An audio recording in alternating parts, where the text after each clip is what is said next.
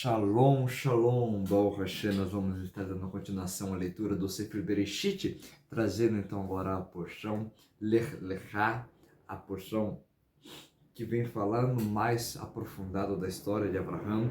Vamos estar entrando nesse período, nessa jornada maravilhosa, de muitos conhecimentos, de muitos segredos, agora que vem depois da porção de Noa também, que foi unânime, Baruch Hashem. Vamos estar fazendo a leitura, trazer alguns comentários, alguns comentários que são trazidos para nós na Torá Viva, do Ari Kaplan, né? E também vamos trazer do Rashi, né? Direto do Rashi, tá bom? Baruch Hashem. E alguns comentaristas, alguns comentários ou historiadores que foi trazido pelo Ravi Ari Kaplan na Torá Viva. Que eles estão, que foram abordadas como notas ou como referências na Torá Viva, ou os comentários do Rashi. Baruch Hashem. Vamos começar a nossa leitura. Esse é o capítulo 12 do Sefer Bereshit, do livro de Gênesis. Para quem ainda faz uso dessas nomenclatura traduzida e tudo mais. E se inicia no verso 1, né, o chamado e o milagre de Abraão. Deus disse a Abraão: vai embora da tua terra, do teu torrão natal, da casa do teu pai, para a terra que eu te mostrarei. Farei de ti uma grande nação, eu te abençoarei e farei grande. Tu serás uma bênção, eu abençoarei aqueles que te abençoar, e aqueles que te amaldiçoar, eu amaldiçoarei. Todas as famílias da terra serão abençoadas através de ti. Abraão foi conforme Deus lhe havia dito, e Lot foi com ele. Abraão tinha 75 anos quando ele deixou Harã. Abraão tomou sua mulher Sarai, seu sobrinho Lot, e todos os seus pertences, assim como as pessoas que ele tinha reunido e que eles deixaram reunido, e eles deixaram indo em direção a Canaã. Quando eles chegaram em Canaã, Abraão viajou através da terra até a área de Shechem. Chegando na planície de Moré, os cananitas estavam então na terra. Deus apareceu a Abraão e disse: eu darei essa terra aos seus descendentes. Abraão construiu ali um altar a Deus que lhe tinha aparecido. Dali Abraão partiu para as montanhas do leste de Betel. Ele montou a sua tenda em Betel a oeste, e ali a leste ele construiu um altar ali, invocando o nome de Deus. Abraão então continuou em seu caminho, viajando sempre para o sul. Houve uma fome na terra. Abraão rumo ao Egito, para lá permaneceu por algum tempo, uma vez que a fome tinha aumentado na terra. Quando ele aproximou-se do Egito, ele disse à sua mulher Sarai: eu percebo que és mulher bonita. Quando os egípcios te virem, admitirão que tu és. Quando os egípcios te virem, admitirão que tu és minha mulher e me matarão, permitindo a te viver. Se for do teu agrado dizer que tu és minha irmã, eles então serão bons para mim, por causa e através dos teus esforços, minha vida será poupada. Baruch Hashem. Eu já tinha trazido isso na porção, na sétima e última leitura da porção de Noa, ou seja, no material anterior que foi postado, e sobre, né, ela ser a sobrinha de Abraão. No caso, Eu vou mostrar aqui para esclarecer melhor. Deixa eu ver se eu consigo mostrar aqui, só um minuto. Vamos lá. Olha aqui, vamos mexer. Tá bom. Aqui tá Terra. Aqui tá Haran. Haran.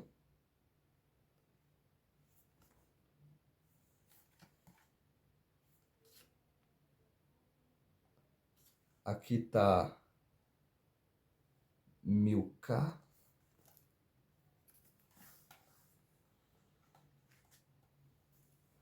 E aqui tá Sarai. Sara. Então, filhos de Haran, Milcá, Sará e Lote. Sará é irmã de Lote. Ela foi a esposa de Abram. Deixa eu ver se eu consigo. Não vai dar pra focar, né? Eu esperava que desse pra focar. Mas acho que. Deixa eu ver. Deixa eu colocar aqui. Não vai focar. Mas acho que mais ou menos deve ter ficado subentendido que, na verdade, sendo ele filho de Tera, ela sendo então uma neta de Tera, de certa forma, poderia também ser chamada de irmã, através de que Tera teria como um segundo pai, né, seu avô. Então, de Avram, que ela é sobrinha, no caso, se Haran fosse, se Tera fosse considerado o seu segundo pai, o seu pai, porque ela é filha de Tera, que é irmão de Avram, então seria irmã de Avram. Então essa é uma das explicações para isso. Eu quis trazer uma ênfase, né, daquela aprofundada para nós. Aqui nós vemos muitos segredos, muitas coisas maravilhosas, né? Baruch Hashem, Baruch Hashem. E acontece que o texto ele já começa assim.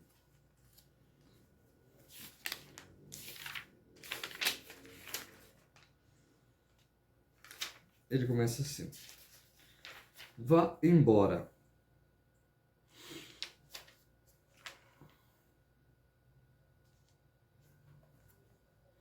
Literalmente, diz Urash, significa, como foi dito aqui, né? Deus disse a Abraão: vá embora para ti.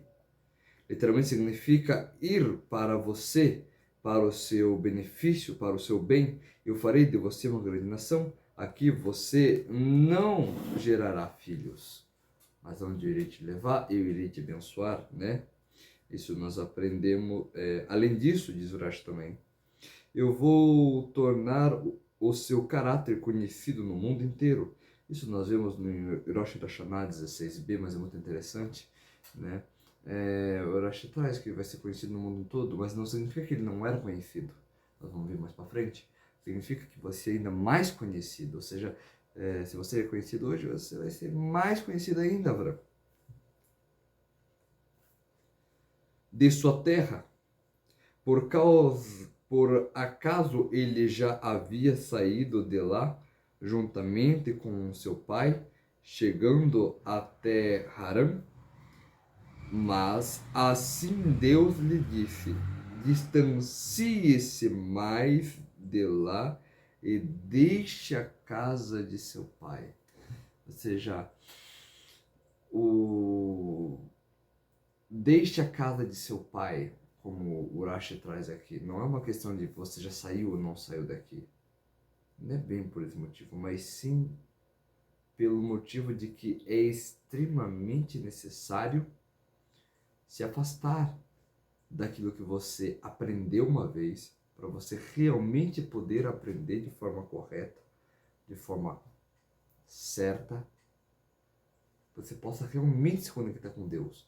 Nós temos que nos desligar do nosso passado, desligar dos nossos antigos conhecimentos, dos nossos maus hábitos, daquilo que nos liga a cada de nosso Pai, para que nós possamos realmente tocar em Deus. Por que trazido assim? Porque a casa de seu pai anteriormente foi uma casa idólatra. E sendo assim, desligar, sai dessa terra. Literalmente é isso que quer dizer. Que ele vai simplesmente tirar as raízes de lá e poder agora ser um indivíduo totalmente separado, não influenciado por aqueles antigos costumes, e assim então revelar a glória de Deus. Onde está a glória de Deus? É exatamente esse é o ponto que Deus aqui está querendo revelar em Abraão. Que é Abraão, mais para frente, né?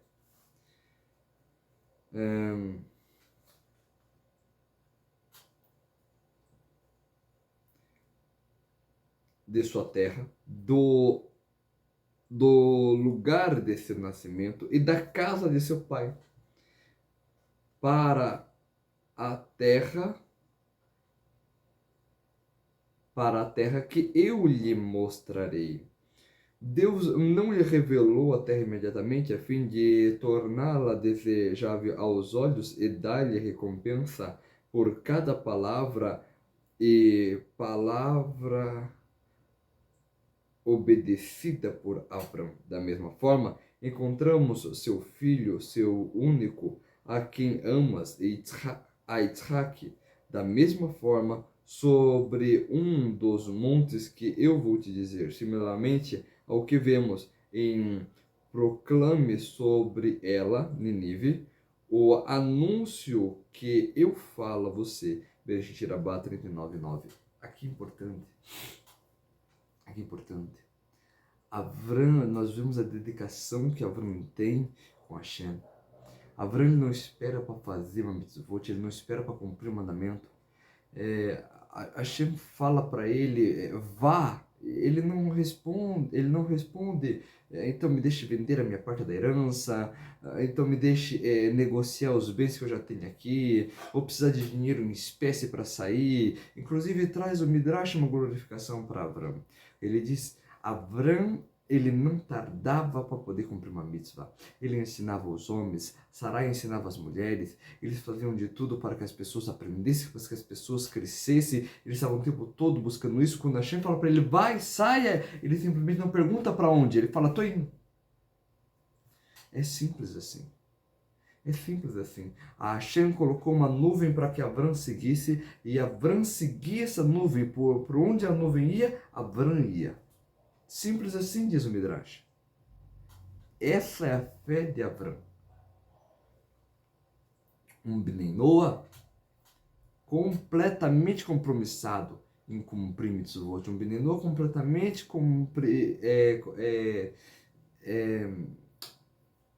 compromissado a fazer o melhor dele, a executar o melhor dele, a não deixar para o amanhã, a não enrolar as mitzvot, a não postergar, a honrar aquilo que ele tem com a Hashem, naquela conexão que ele tem com a Hashem. É extremamente importante isso. Aqui nós aprendemos com Abraão. Abraão, ele era no interno o que ele era no externo. A mesma essência que ele tinha por dentro era a essência que ele tinha por fora. E ele era extremamente imediatista para Hashem. E essa foi o grande valor de Abraão. Por mais que ele era uma pessoa que refletia, que pensava, que chegou até em Deus, como diz, ele chegou até em Deus apenas com a sua mente, com o seu pensamento. Mas mesmo assim, ele era aquela pessoa que era capaz de se conectar completamente com uma mitzvah de forma pura, de forma ingênua, de forma humilde. Porque essa é a diferença. Nós não podemos cair no erro da idolatria, da ingenuidade. Claro que não. Mas sobre as mitzvot, sobre os mandamentos, nós temos que ser ingênuos. Não temos que racionalizar quando é mais conveniente, quando é menos conveniente, quando é mais favorável, quando é menos favorável, quando isso, quando aquilo, e nunca fazer. Nós temos que ser capazes de colocar a nossa alma, de colocar as nossas forças para cumprir aquilo que foi nos ordenado por Hashem. Inclusive, aqui no Rashi traz uma tabelinha, no livro do Rashi traz uma tabelinha. O que foi nos ordenado? Será que eu consigo mostrar para vocês? Vamos ver. Aqui. As 7 leis de Noah. Sanhedrin 56a, Rambam, Hilhot Melachim 9.1. Qual que é? Aqui. Aleph. Não adores ídolo. Bet. Não blasfemes. Gimel. Não assassine.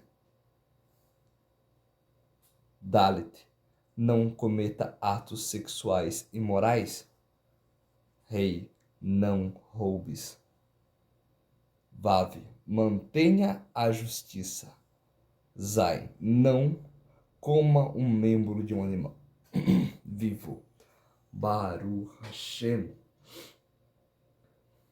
Essas são os 7 temas mais importantes da vida de um menino. Em cima deles tem as ramificações, em cima deles tem as formas de aplicar as ramificações. Vamos dizer que existe como se fosse certas ordens. Então, dependendo do mestre, vai ter 66 ramificações. Dependendo da forma que a gente vai aplicar a ordem no nosso dia a dia, pode passar de 260 riscos que se existe de transgredir uma dessas leis. Mas é claro que mantenha a justiça, ou seja, respeite a lei, ela vai passar, porque ela vai entrar todas as leis com próximos, leis de negócio, leis de, ou seja, toda a parte do refitamento ético, de caráter, ou seja, são 7 temas, são 7 leis, 7 mitzvot, que dentro dela existe todo um complexo de chores, de raízes, que vão levar a muitas outras leis. Mas é isso que o Bnei Noah precisa ter em seu coração, fundado como uma fronteira. Um Bnei Noah tzadikim. E esse deve ser, nós temos que se apoiar no tzadikim para poder crescer, se apoiar no tzadikim para poder visionar aquilo que nós precisamos fazer, o que nós precisamos alcançar.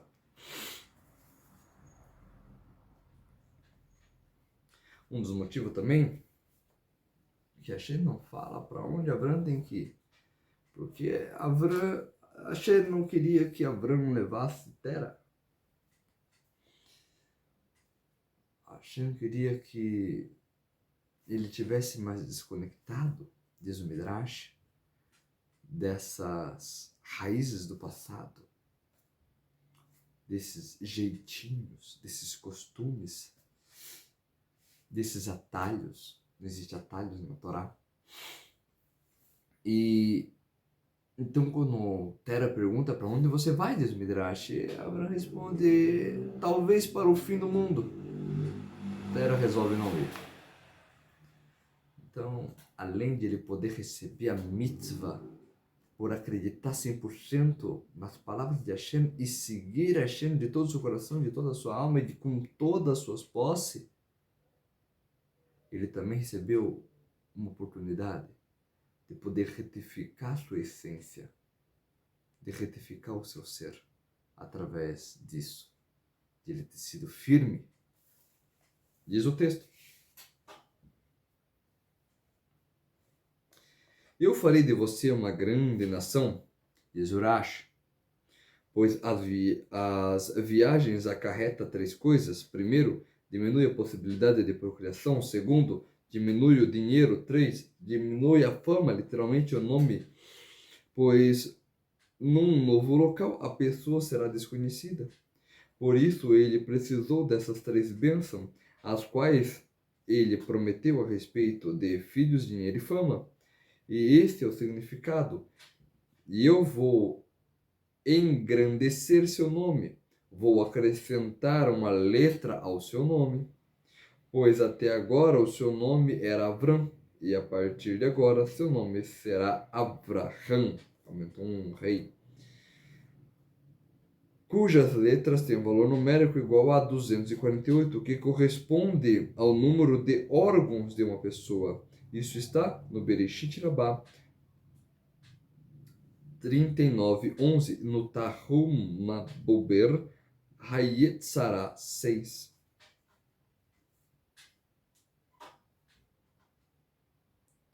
Eu lhe abençoarei com dinheiro, diz Urash, em Bereshit Rabbah 39:11, e eu farei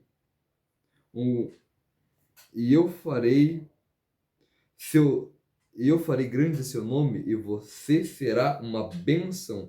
As pessoas serão confiadas em suas mãos. Até agora as bênçãos estavam na minha mão, e eu abençoei Adão, a Noa, a você. A partir de agora, você pode abençoar a quem você quiser. Isso está em Bereshit Rabbah, de Urash. Outra explicação: eu farei de você uma grande nação. Esse é o motivo a partir do qual dissemos nas preces diárias: ó Deus de Abraham, e eu lhe abençoarei. Esse é o motivo a partir do qual dizemos: ó Deus de Isaac, eu vou engrandecer o seu nome. E esse é o motivo que dizemos: ó Deus de Jacó, e você será uma bênção. Poderia-se pensar que a primeira bênção, a Midá, deveria ser concluída com todos eles.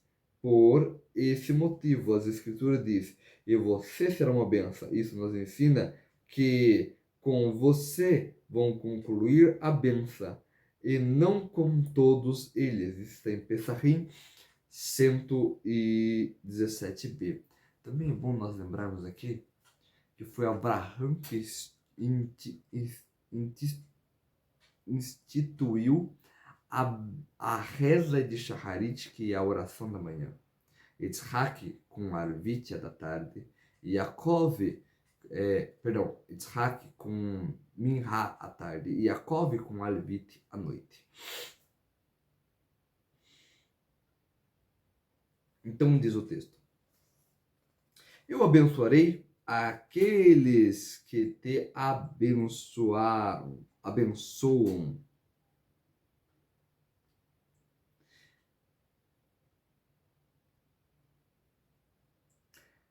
E quem te amaldiçoar, eu amaldiçoarei.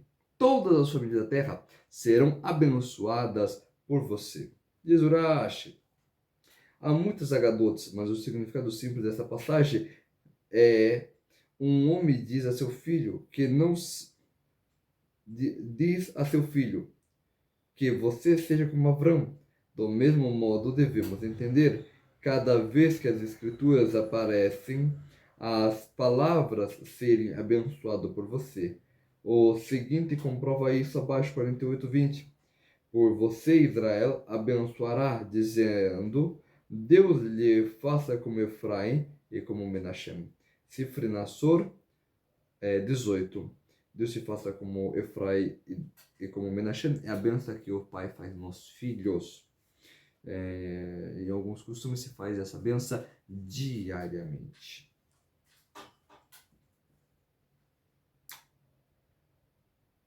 Existe também mais um ponto aqui. Todas as famílias da terra serão abençoadas por você, porque através de Abraham, o monoteísmo pôde chegar no mundo. E mesmo quando não chegou o monoteísmo no mundo todo, que isso não aconteceu com Noé, por exemplo, acabou se desviando e não ficou muito de sua essência, mas foi Abraham que segurou de sua essência e ainda aumentou muito isso. Então, de Abraham, as famílias são abençoadas por alcançar o monoteísmo.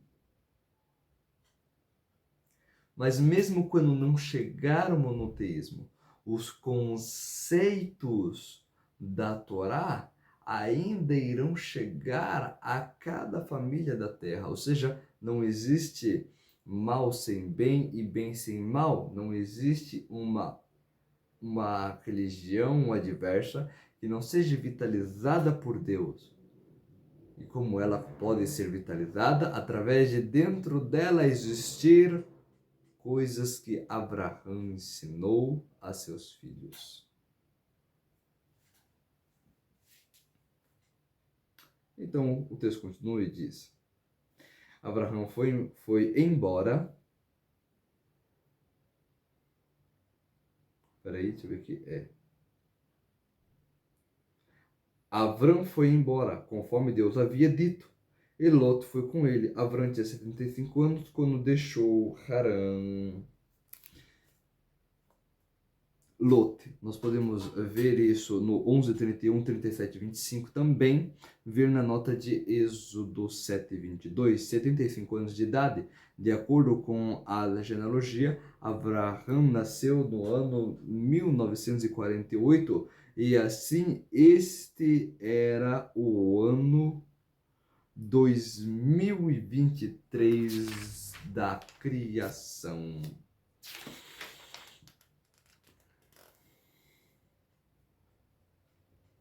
Abraão tomou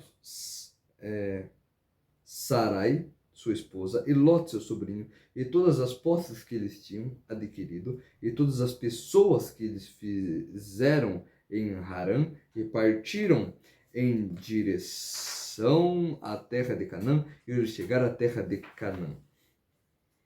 Que eles fizeram em Harã, aqueles que ele introduzira sobre as asas da Shekhinah, presença divina. Abrão convertia os homens, Sarai as mulheres. Assim as escrituras atribuem a eles o mérito, como se eles houvessem feito. Bereshit Rabá 39:14. O significado simples do versículo se refere a respeito dos escravos e escravas que havia adquirido, assim como ele adquiriu, Assá fez toda essa riqueza, no qual o verbo fazer expressa o ato de aquisição, ou Israel adquire toda essa honra, uma expressão de aquisição e acúmulo.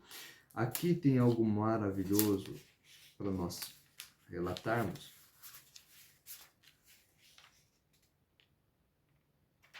Que é o seguinte: Abrão ensinava o monoteísmo, as 7 leis universal de Ben Noa para as pessoas.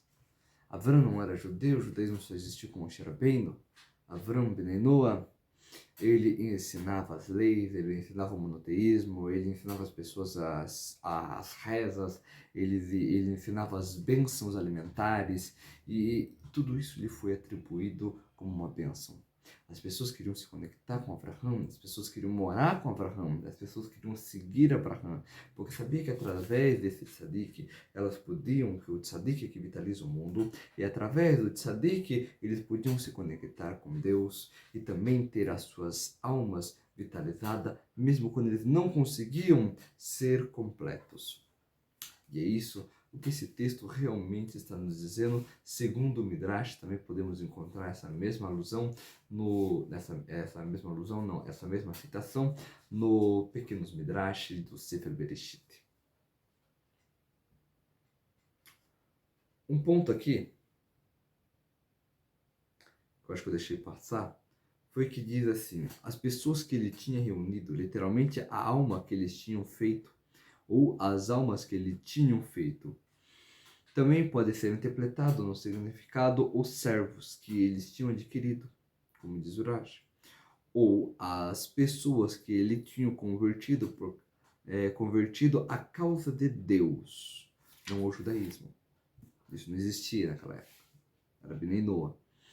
A causa de Deus, isso nós também podemos ver no Rashi e no Ibn Ezra. Também pode denotar os bens espirituais que ele tinha adquirido. Nós podemos ver isso no Sefer Yetzirah 6, Ha'avad. O texto continua. Avram viajou pela terra até a área de Shechem, na planície de Moré. Naquela época, os cananitas estavam então na terra. Avram viajou pela terra, entrou dentro dos limites da terra.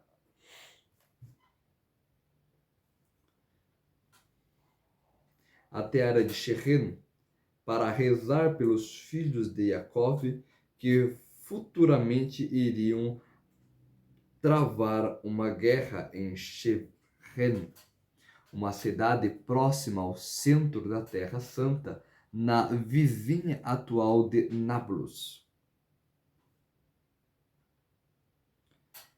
Na planície de Moré, trata-se de Shechem, ele mostrou o monte Grizim e o monte Eval, onde Israel recebera o juramento relativo à da Torá.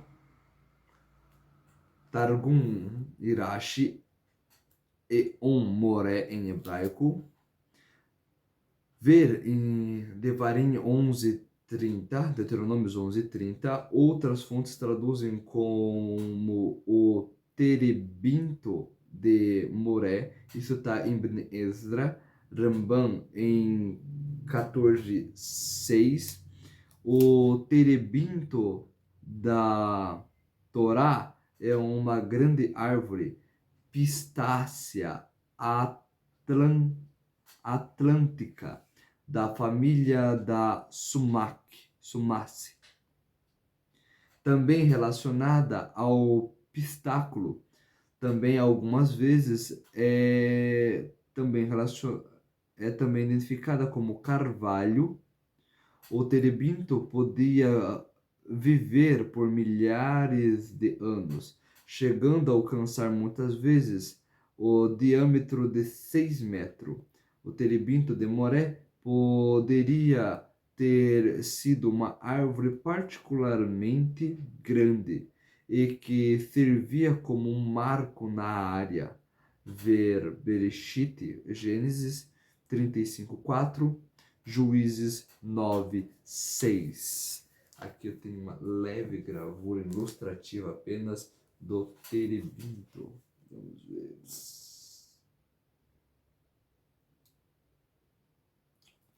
Possivelmente chegando até 6 metros de altura com a idade. Interessante, né? Baruch Hashem.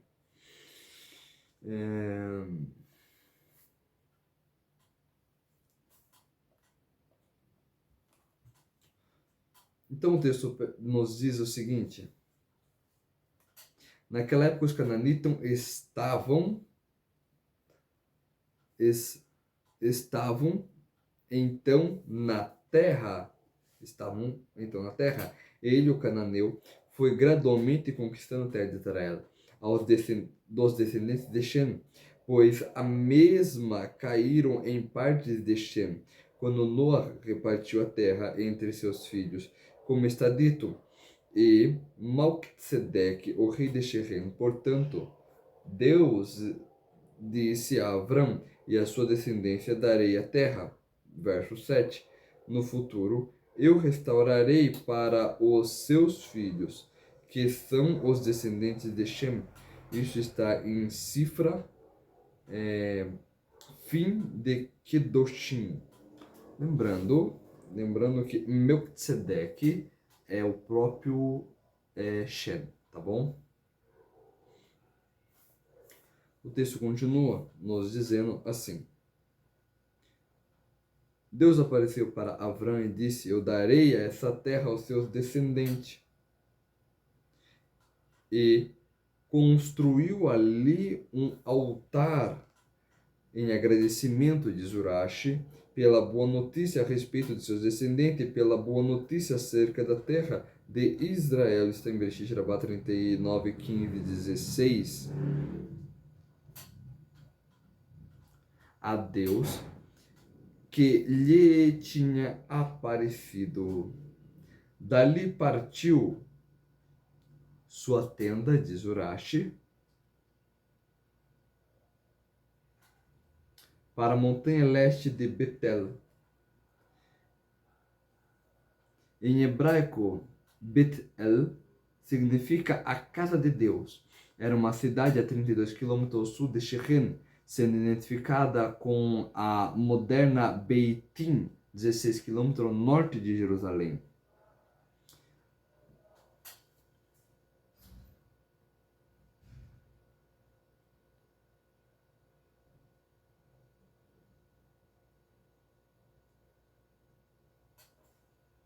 Aonde montou a sua tenda, Bet-El estava a oeste. Diz o Urashi, ao oriente de Bet-El. Deste modo, Bet-El ficava ao oeste. Assim se entende que a Torá disse ao mencionar que Bet-El estava ao oeste.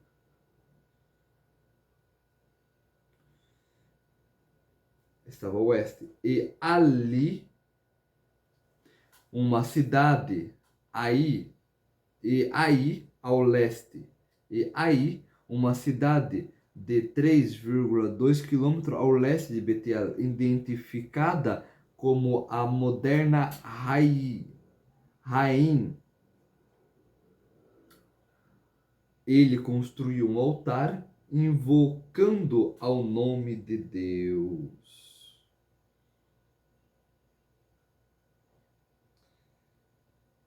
Então, aqui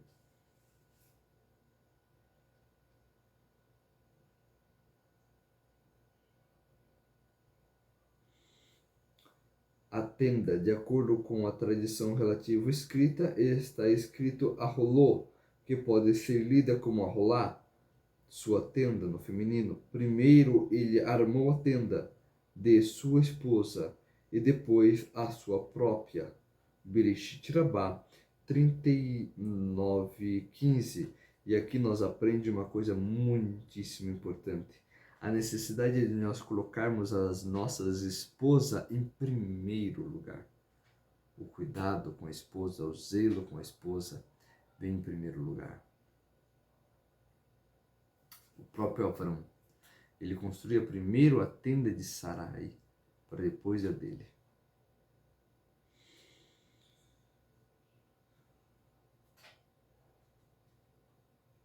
Então, como está escrito, dali partiu a montanha ao leste de Bet-El, onde montou a sua tenda, primeira de Sarai, depois a dele.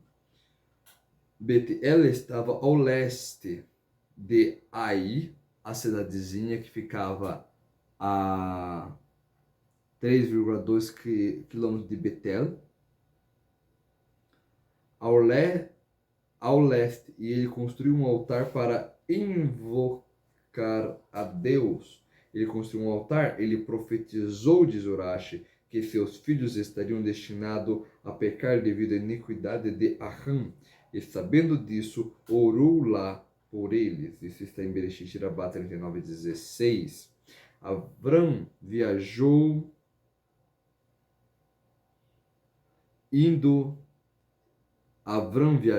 e viajando para o sul, Negev, em hebraico literalmente terra seca. Continuou viajando. Ele viajava em intervalos, habitava num lugar por um mês ou mais, viajava de lá, erguia sua tenda em outro lugar, e todas as suas viagens em direção a Negev, ao sul, era para ir para Jerusalém, que está na porção de Yehudá. Yehudá recebeu a sua parte ao sul da terra de Israel, onde se situa o Monte Moria, também a localização do templo, parte do território de Yehudá, Bereshit Rabá 39:6.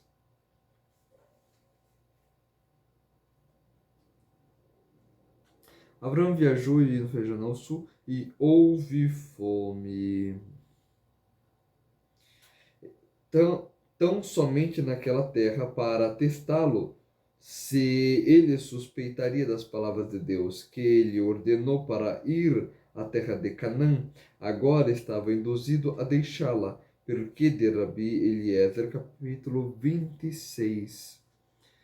e houve fome na terra. Avram rumou ao Egito. Rumou, literalmente desceu ao Egito para lá permanecer, uma vez que a fome tinha aumentado na terra.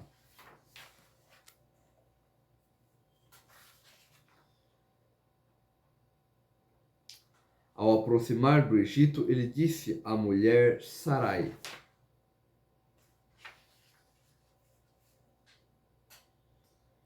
agora sei que você é mulher bonita.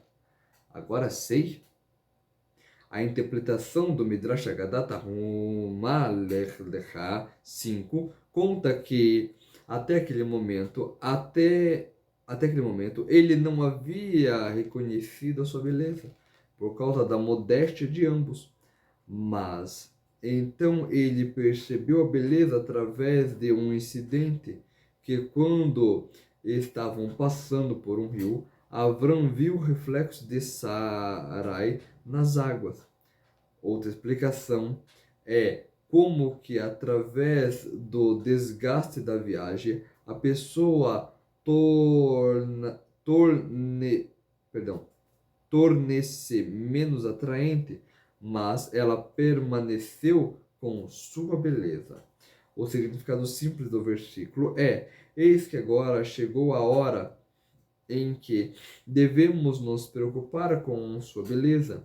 Eu já sabia há muito tempo que você era formosa, mas agora, quando estamos chegando entre as pessoas escuras e feias, irmão dos Cushim, eles não estão acostumados com mulher bonita. Consequentemente, podem ocorrer problemas. Semelhante a essas passagens está dito: por favor, meus senhores, dirijam-se, pois em Sedom não estão acostumados com convidados. Bereshit Rabá 44.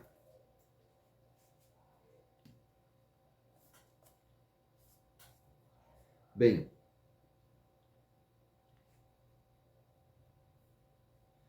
quando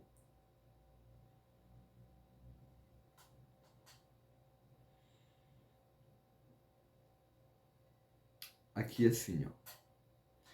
Quando os egípcios te virem, admitirão. Literalmente, eles dirão: esta é a mulher dele.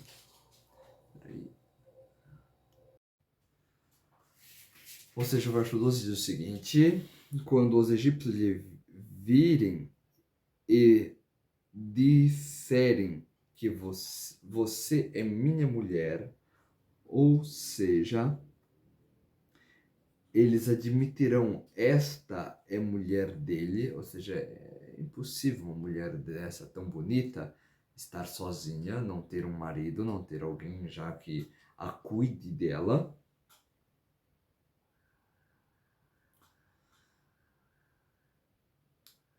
Me matarão.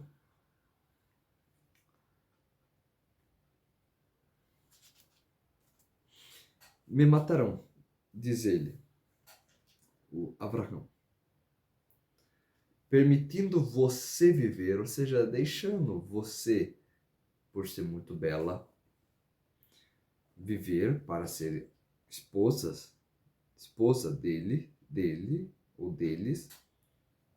Então diz no verso 13: por favor, diga que você é minha irmã, para que me favoreça por sua causa, e minha vida será poupada por causa de você. Para que me favoreça por sua causa, eles irão me dar presentes.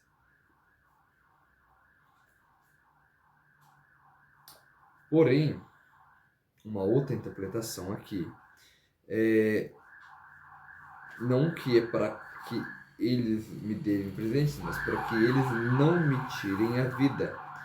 Então aqui nós aprendemos também que quando se trata de vida, de risco de vida, é uma mitzvah mentir é uma mitzvah mentira. Não existe na Torá esse conceito de proibição de mentira. Não se deve fazer falso testemunho contra o seu próximo, mas não existe o conceito de mentira, porque num risco de vida é necessário se mentir. Não só quando a sua vida está em risco, mas quando a vida de alguém está em risco. Então o agressor chega até você e ele diz o seguinte: me diga onde está fulano. E você percebe, você sabe de alguma forma, percebeu ou já sabia de antemão que a intenção dele é encontrar para feri-lo, para matá-lo. Você não deve apontar para onde a pessoa foi, onde a pessoa está. Você deve direcionar, você deve mentir para longe. Por mais que Abraão era sobrinho de Sara, possivelmente por ela ser como filho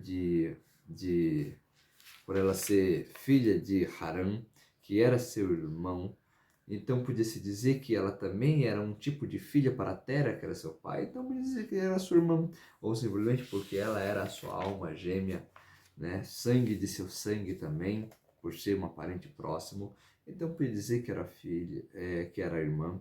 Então, sendo assim, existem vários motivos para ele dizer isso. Não necessariamente com todas as letras significa que ela é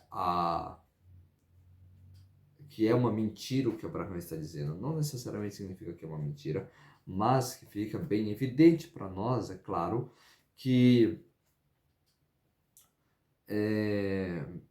fica bem evidente para nós, é claro, que aqui nesse ponto a Torá está tentando trazer uma lição, e quando você tem entre a vida, um Benei Noa tem entre a vida e a mitzvot, ele deve lembrar do versículo que diz que nós devemos cumprir a Torá, cumprir as mitzvot para a vida.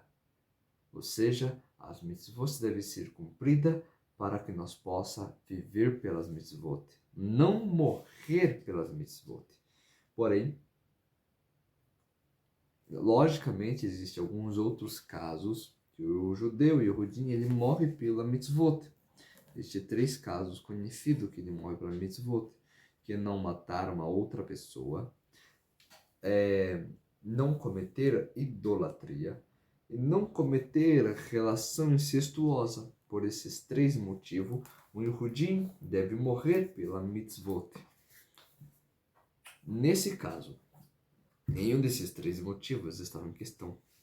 E agora existe um grande debate que eu vou aproveitar para trazer aqui nesse shiur.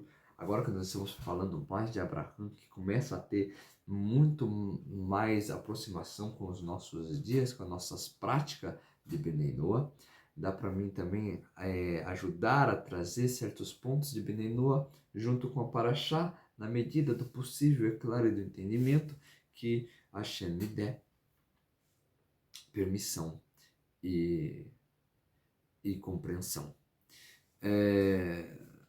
Fica evidente que existe uma certa discussão sobre se o Benei Noa ele deve ou não morrer por esses 3 motivos, porque não é uma obrigação para um Benei Noa que ele deve morrer por esses 3 motivos. Porém, é uma mitzvah que através de cumprir como o judeu faz, o Yehudim faz, não que uma mitzvah como mandamento, mas um mérito de mitzvah cumprir esses 3 mandamentos. Ou seja, se alguém pedir para que você mate alguém, a sua vida não é mais importante que a do outro, nem tem como saber se a do outro é mais importante que a sua. Então, literalmente, não é uma obrigação por algumas opiniões. Por algumas opiniões, eu quero deixar isso bem claro, mas por muitas opiniões, quase uma maioria, vamos dizer que, na verdade, se a pessoa estiver fazendo isso de coração puro para receber méritos no Olam Rabá, e essa mitzvah ela vai valer muito, muito, muito, muito mesmo, em mérito, em bênção, em Olam Rabá, ou seja, de a pessoa não fazer essas mesmas 3 transgressões, ou seja, se alguém mandar matar alguém, você morre, mas não mata alguém. Se alguém mandar se deitar com alguém, você morre, mas não se deita. E se alguém mandar você idolatrar um outro ídolo, você morre, mas não faz a idolatria. Porém, eu quero trazer bem claro que para algumas das opiniões, na verdade, essas três situações que o Yehudinho, o judeu, ele deve morrer pela mitzvah, deve morrer pelo mandamento, também é aplicado para o Ben Noa. Existem algumas opiniões que diz que sim, o Ben Noa, ele deve morrer por esses três mandamentos e ponto final. Sendo assim, qual que fica a questão aqui? Devemos fazer ou não devemos fazer? É muito simples, a maioria das opiniões diz que ganha mérito fazer, e outras opiniões diz claramente que deve ser feita. Então, de toda forma, a minha expressão aqui para que, Shalom, que isso não venha acontecer conosco, que nós nunca venhamos sem essa necessidade, mas que se a situação aparecer, então faça isso com alegria, porque se for feito com alegria, as duas opiniões vão estar em prol de ti. O Shammai irá receber isso com bons olhos. Seja para receber méritos, seja por não descumprir essas três mitzvot também, seja porque você quis adicionar isso para você, seja qual for a opinião que você está seguindo.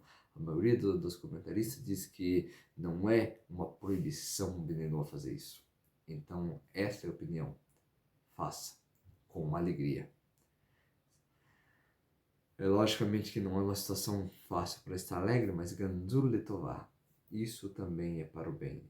É algo que é muito difícil para quem está de longe vendo esse movimento poder entender, mas para quem já é Bnei Noa e não um aspirante a Bnei Noa, sabe exatamente o peso que é para nós imaginarmos que nós negaríamos a Hashem por qualquer outra coisa, mesmo que isso custasse a nossa vida.